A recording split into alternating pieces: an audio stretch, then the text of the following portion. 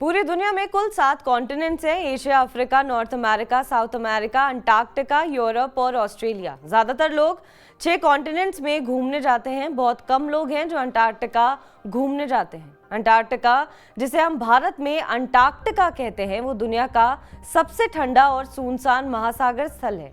Antarctica south pole के आसपास फैला हुआ है और ये एक फ्रोजन डेजर्ट के रूप में जाना जाता है। अंटार्कटिका का उपयोग स्टडी, रिसर्च और एनवायरमेंटल कंजर्वेशन में होता है। यहाँ पर टेम्परेचर -80 डिग्री सेल्सियस तक भी गिर सकता है और ये जगह पेंगुइन, सील्स और अलग अलग प्रकार के बर्ड्स जैसे एल्बाट्रॉस का घर है।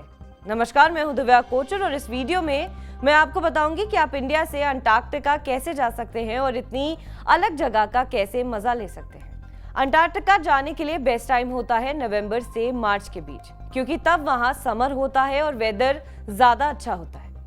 अंटार्कटिका जाने के लिए आपको एक क्रूज ऑपरेटर चूज करना होगा। कुछ पॉपुलर ऑपरेटर्स हैं जैसे quark expeditions, ocean wide expeditions और हर्टिग्रेटन।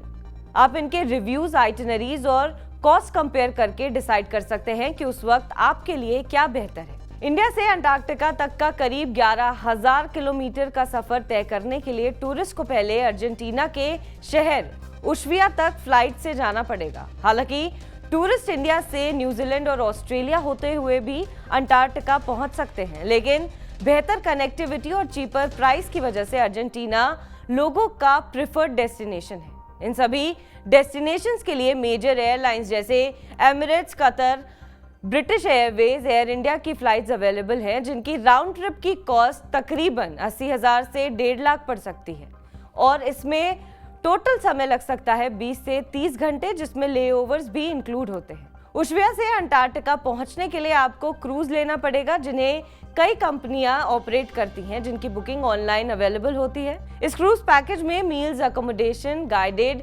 एक्सकर्शंस और रेंटल गियर्स इंक्लूड होते हैं। इस पूरे पैकेज का प्राइस करीब 4 लाख से 12 लाख तक का हो सकता है।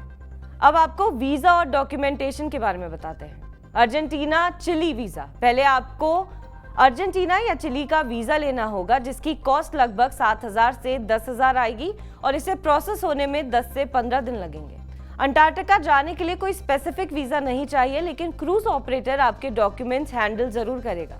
ये जरूरी है कि अंटार्कटिका का ट्रिप एक्सपेंसिव और रिस्की होता है, तो इंश्योरेंस मैंडेटरी होता है। आपको इंश्योरेंस की अप्रोक्सीमेट कॉस्ट आएगी 8,000 से 25,000।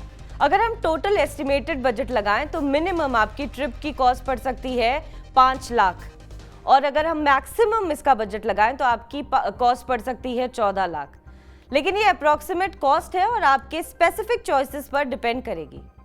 एडवांस प्लानिंग और बुकिंग से कॉस्ट थोड़ी कम हो सकती है। अंटार्कटिका को कोई एक कंट्री रूल नहीं करती है। ये एक यूनिक कॉन्टिनेंट है जिसे अंटार्कटिक ट्रीटी सिस्टम के थ्रू मैनेज किया जाता है। अंटार्कटिक ट्रीटी सिस्टम आखिर क्या है? ये ट्रीटी 1961 में इन्फोर्स हुई थी और अब तक 54 देश इसको साइन कर चुके हैं। इसका मेन पर्पस है कि अंटार्कटिका को पीस और साइंटिफिक रिसर्च के लिए प्रिजर्व किया जाए।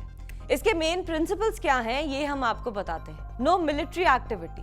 अंटार्कटिका पे कोई मिलिट्री एक्टिविटी, वेपन्स टेस्टिंग या मिलिट्री बेसिस अलाउड नहीं है। Environmental protection. एनवायरमेंट को प्रोटेक्ट करना और पोल्यूशन को मिनिमाइज करना। Scientific research. फ्री एक्सेस और corporation for scientific research. No sovereignty claims. कोई भी कंट्री नए टेरिटोरियल क्लेम्स नहीं कर सकती है और एग्जिस्टिंग क्लेम्स को रिकॉग्नाइज नहीं किया जाता। यहाँ पर 2 की ऑर्गेनाइजेशंस हैं। पहली, scientific committee on Antarctic research यानी SCAR। ये साइंटिफिक रिसर्च कोऑर्डिनेट करने और प्रमोट करने के लिए रिस्पॉन्सिबल है। दूसरी, council of managers of national Antarctic programs यानी COMNAP। ये organization different national Antarctic programs को कोऑर्डिनेट करता है। कुछ कंट्रीज ने अंटार्कटिका को अपना क्लेम भी दिया है, जैसे कि UK, New Zealand, Australia, France, Norway, Chile और अर्जेंटीना। लेकिन ये क्लेम्स अंटार्कटिक ट्रीटी के अंडर फ्रीज कर दिए गए हैं, मतलब इनको लीगली इन्फोर्स नहीं किया जा सकता है। अंटार्कटिक ट्रीटी सिस्टम के अंदर ही अंटार्कटिका का गवर्नेंस होता है, जिसे इंश्योर किया जाता है कि ये कॉन्टिनेंट सिर्फ पीसफुल और साइंटिफिक पर्पस के लिए ही यूज होगा। बहरहाल आपको हमारी खबर कैसी लगी कमेंट सेक्शन पर जरूर बताएं। देश और विदेश की तमाम बड़ी खबरों के लिए आप देखते रहिए TV9 डिजिटल।